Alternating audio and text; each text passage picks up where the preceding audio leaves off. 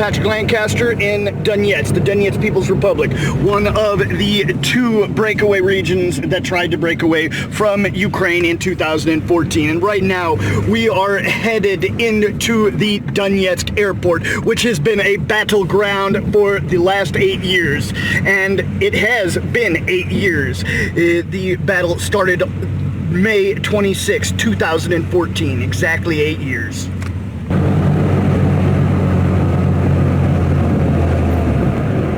And here is the new terminal. We're getting ready to head in and show you what the situation is on the new terminal of the Donetsk airport. Make sure you subscribe if you're new, like, and share. Remember, we're totally independent crowdfunded journalists. You can support our work with the link on the screen or in the description. Here we go.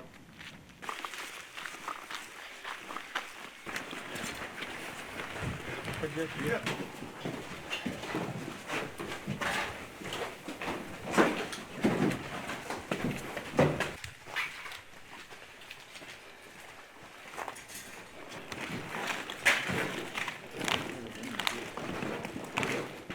Okay, and now we're inside of the Donetsk airport, and so we're going to be having a look around to see what the current situation is here. We're hopefully looking at the new terminal, the old terminal, and here in 2014, when the war started on May 26th, exactly as I said 8 years ago, the anti-Ukraine government forces took control of the airport, and then right after Poroshenko was elected, on the 25th of May, he ordered Ukrainian military helicopters and forces to attack the airport, and many were killed. Some of the official numbers say only 2 civilians and 38 combatants were killed, but the locals in the area around us say there was a lot more killed by the fighting on May 26th, and because it wasn't just the airport that came under attack, it was the surrounding areas, the neighborhoods that have been destroyed since then. Now, I know this because I've been here for 8 years. I know the people. My wife is from this neighborhood. Her home that she grew up in was destroyed by Ukrainian shelling, with her whole neighborhood next to it. Her home was hit. Her childhood home was hit 3 times by Ukrainian shelling. So I know the facts that happened here. So now we're going to show you as much of the facts as we can here on the ground. And we can see this airport is just totally destroyed. This was the new terminal here of the Donetsk airport. So we're going to see as much as we can right now.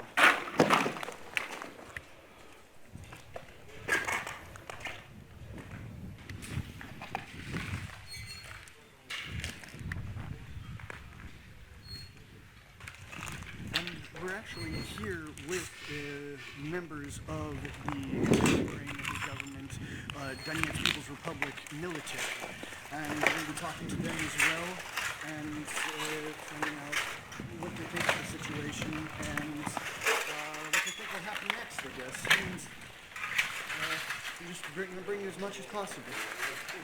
So please like this video, share it across all social media, and remember, we're totally independent crowdfunded journalists, so you can support our work with the link on the screen or in the description. Make sure you subscribe.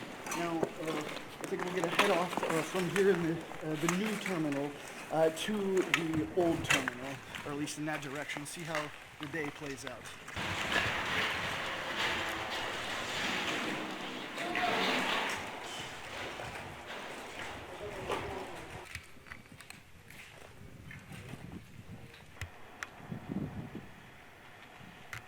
And you can see what's left of the air traffic control tower, which was destroyed in the years of fighting. We also see an old Ukrainian tank that was destroyed early in the battle of the Donetsk airport, the first. Because there's 2 battles. There's what they call the first battle of the airport, and then the second, which started in September of 2014. So we're just showing you exactly what the situation is here. And Ukrainian territory, controlled territory, is on the other side of the airfield here, or the airstrip, not very far.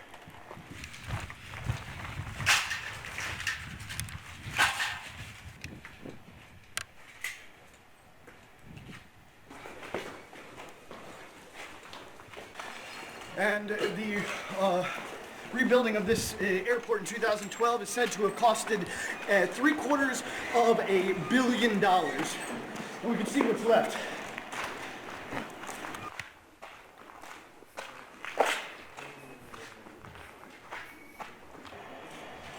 And here we see some of the remnants of the battle. This seems to be pretty old, but this is a very large artillery shell, maybe from a tank or mobile artillery or something like this. But we see what's here left on the ground. There's more examples of this being a war zone than an actual airport.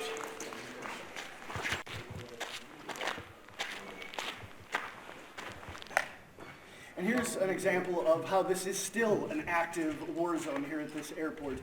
We can't forget this. Here's some newer ammunition, but the fact is this is an active war zone. It's been quiet so far, but at any time things could kick off. So we're just going to keep showing you what's really happening on the ground here in the Donetsk airport.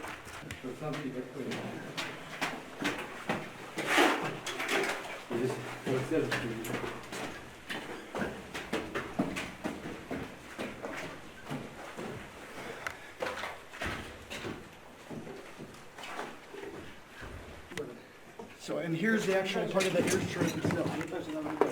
Можно сказать, как далеко украинский? Ну, здесь примерно, да, километров 800, километров 500. Ага, и туда или где? Вот. Вот они стоят, вот Авдеевский завод. А это завод, где это? Что это? Авдеевский завод. Одевка, да? Да, да. Ага, понял. И как это тут? Бой иногда здесь или? Ну, бои. Иногда есть стрелковые бои, простреливают, обозначают, что они здесь есть, и мы показываем, что мы здесь есть. Стоим. Ага, понял. Как долго вы был в аэропорте? Мы здесь находимся. Понял. Well, we're here. The Ukrainian forces and positions are just 800 meters across this airstrip right here. And we can see the factory in Avdiivka where it's fully control of Ukrainian forces. So we're going to keep moving on. But this is the airstrip of the Donetsk airport.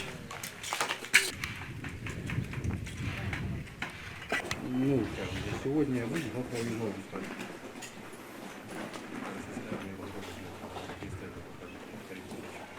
Можете сказать именно, где мы находимся сейчас? Мы сейчас в Донецкий аэропорт находимся. Ага, и это терминал новый или старый? Новый терминал. Новый, ага, Да, понял. Вот. Если туда, там дальше старый. Ага, эта страна. Ага. И клиентам туда. Ага, понял. Спасибо.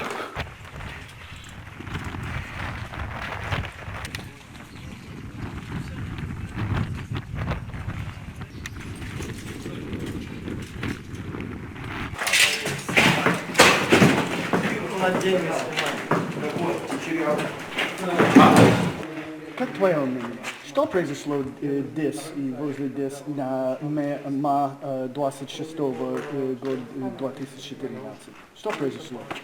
Здесь война была. Именно война, переворот, государственный переворот случился, люди несогласные, то есть, которые вышли на блокпосты и провели референдум. Украинские, которые захватили украинские, то есть власть захватили, они пошли войной сюда, послали армию, нацистов сюда. Первый, кто пошел сюда, нацисты, спровоцировать войну, то есть войну на Донбассе. Сделали войну, вот оно во что превратилось. Вы сами наблюдаете, это видите.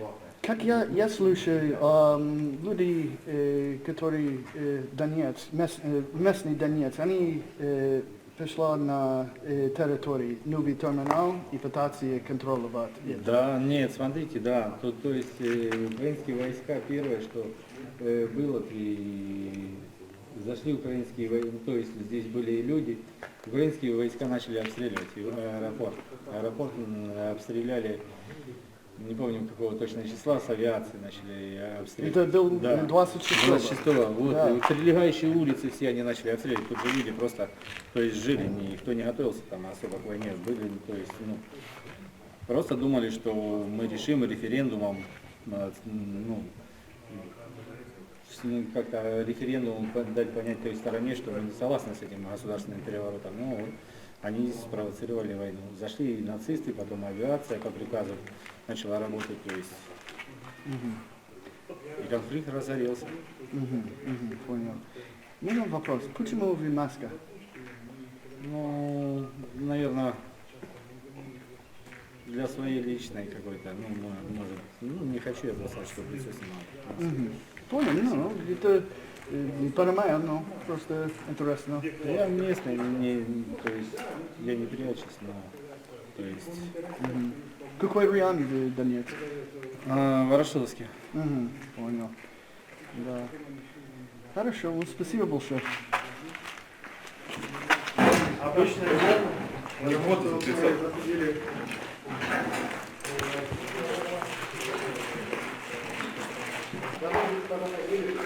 Looks like it. No, just was firing. 120, да?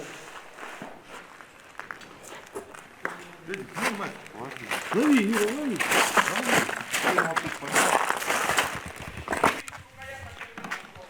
Они пришли внутри там, да?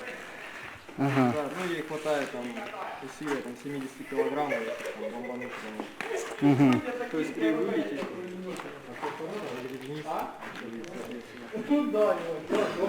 происходит детонация. You can see there's a lot of area here in the new terminal. And actually, for the first almost a year of the war, from May 26th, when Ukraine regained control of the new terminal, until late February of 2015, this new terminal was under control of Ukrainian forces. I brought you many reports from the area near the airport showing you the attacks on the new terminal. And they were actually, a lot of the attacks on the city itself were fired from this area. And the old terminal, which we're going to see shortly, was controlled by the Donetsk People's Republic. And we brought you reports from in there where we're just maybe 50 meters from the Ukrainian forces in the new terminal. We're just right next to each other, buildings right next to each other. And we showed you what the story was there, what the situation was. And we're doing that now here in the airport. And we're just going to keep going through and kind of bring you somewhat of a flashback to the old days of the Donetsk airport, as the old days, the beginning of the war, that is. Not the old days when this was a functioning airport and a beautiful airport. But you can see now it's just been destroyed.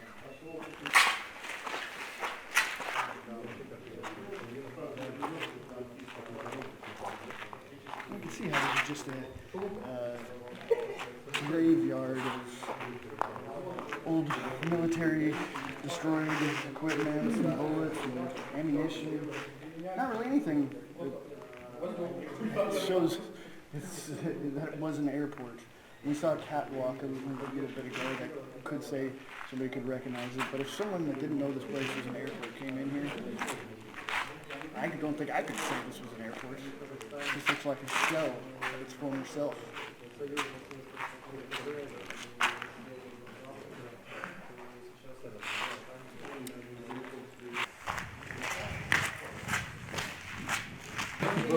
Мы слышал, есть как бункер.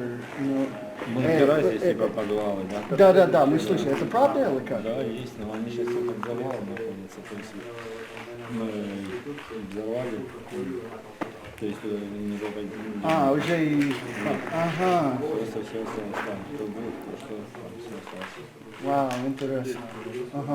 Wow, so they just, the catacombs or bunkers were just closed down. You know, the entrances were exploded. Как видно, когда это бил труп есть там? Наверное, оставили. Да? Конечно, они же не забирали свои. Украинские. Да, украинские самолеты, то есть не забирали свои. Ага, понял. Well, we're learning new information even now, after 8 years. I've been here dozens of times. Well, we hope the best for the families that died here, regardless, in Ukraine forces or DNR forces. The best for the families of the soldiers that died here. Their mothers are mourning them, their fathers, their children, on both sides.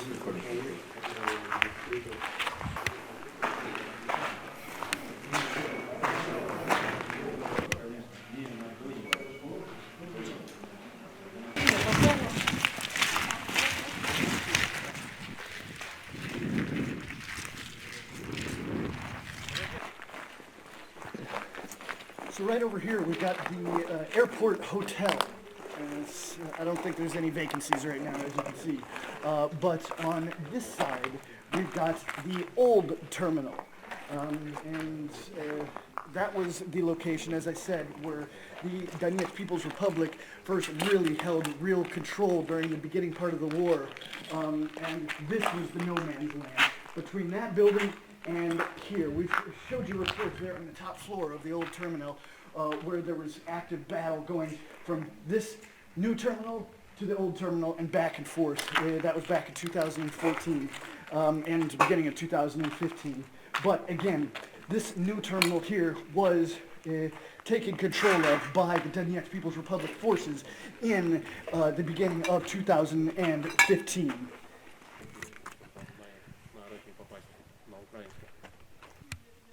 And we can have a side view of the new terminal itself here. And again, this was built in 2012 for the Europe Championships, and it was only used for 2 years, from 2012 till 2014, when the destruction of it started from this war.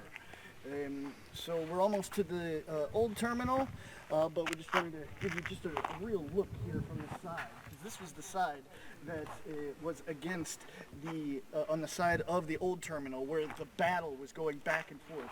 So just so you understand, Ukrainians were in here firing out here against the old terminal and vice versa from the old terminal. Just think about how this was here with these soldiers pinned down here from this side, and their only exit was from the other side, and they were just holding this area for as long as they could. But the Donetsk People's Republic forces won out in the end and took control of the complete Donetsk airport in early 2015. We were here the first day that happened as well. We brought you that report.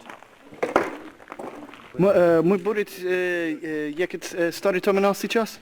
Нет, так как возможен обстрел, то есть если поднимут они птичку свою, то увидят скопление людей, сразу начнется артобстрел. Ага, понял. И что будет сейчас? Сейчас мы вернемся назад, пока в укрытие, чтобы посидеть, чтобы не так движения много было сегодня. Украинская армия часто вас обстреливают? Сейчас каждый день. Каждый день, да? Каждый день идет обстрел. То есть напоминают они, что они видят все, поднимают птицу, корректируется огонь.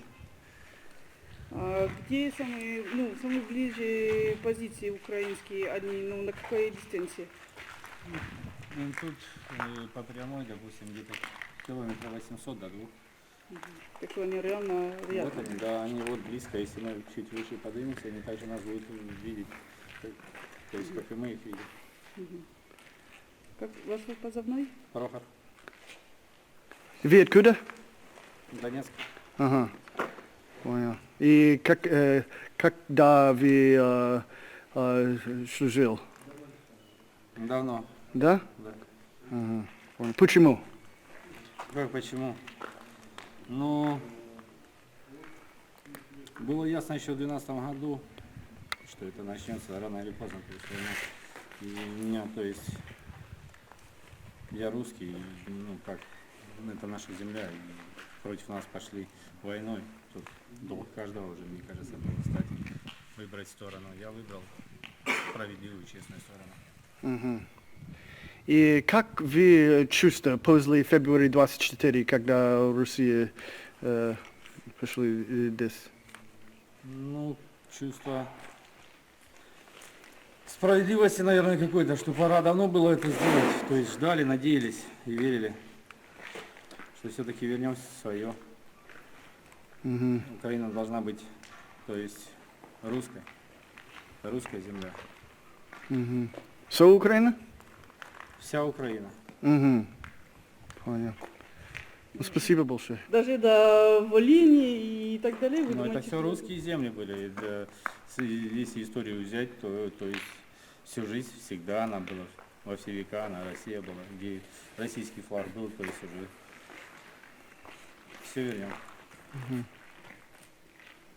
And today, we're not the only journalists here. We've got another journalist who's been here for many years. Most of you have probably seen her work before. But this is my colleague and friend, Crystal. Crystal, can you tell us about yourself, introduce yourself, and tell us a little bit about your work? So my name is Crystal. I am a French journalist working in the DPR since more than 6 years now. I worked first for a local agency, and then 4 years ago I founded my own one, which is Donbass Insider, which is an independent media here. And where can people find your work? Through the social media, through all the internet website. Just by searching Donbass Insider, yeah, and a lot of people who are supporting my work are sharing, and so it's of course touching more and more people. It's like viral promotion, of course, and it works. Of course, with the conflict ongoing now, with the special military operation of Russia, I gained many more followers, people who didn't know that much about the war, which was ongoing since 8 years.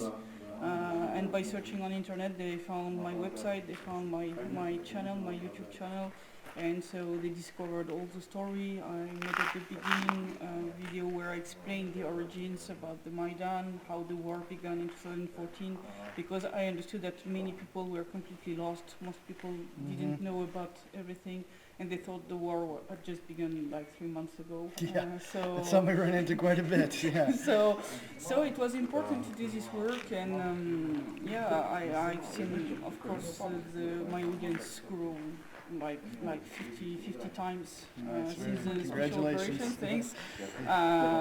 So yeah, it's now gaining momentum, and I see that my work is touching more and more people. I have more and more requests for interviews from media, from even Canada, from Great Britain, from France, and so on. Alternative media, of course. And so I even had a request from. It was CNN. Oh, nice. Yeah. I didn't respond because I know that they would do shit. So I prefer not to give an interview to them because I know it will be turned upside down. And it's a fact. Yeah. So for the moment, of course, there is like a moment between the Battle of Mariupol and the Battle of Slavyansk and Kramatorsk, which will begin, I think, soon. We had like a floating moment. The front line was not moving that much, but I think now it will move much faster. Yeah, it's a possibility. Now it kind of seems like it's almost an artillery battle back and forth for the time being, but I think you're right. Soon it's going to develop into more of active frontline, street-to-street battles, like it's already starting in Liman up north. Yeah. So, all right. Well, you've seen. The facts that are happening here in the airport, and you can find Crystal's work with the links in the description. We're going to put her information down there, and we're just going to keep on showing you the facts of what's really happening on the ground throughout Donbass, the front line. There's a lot of area to cover, but we're here, as you saw, in the Donetsk airport after 8 years of battle here, and we're here to show you what the situation is. As always, we come out here not sure what to expect on most of our days. We have an idea of where we're going, but today is pretty self-explanatory. But the fact is, we're showing you the facts on the ground here, whether it's the active military operations or the way this war is affecting the civilian population. So please, make sure you subscribe, share this video across all social media, make sure you follow Crystal, subscribe here if you're new, and we're going to show the world together what's really happening. And also, remember, we're totally independent crowdfunded journalists, so you can support my work with the link on the screen or in the description. We're out.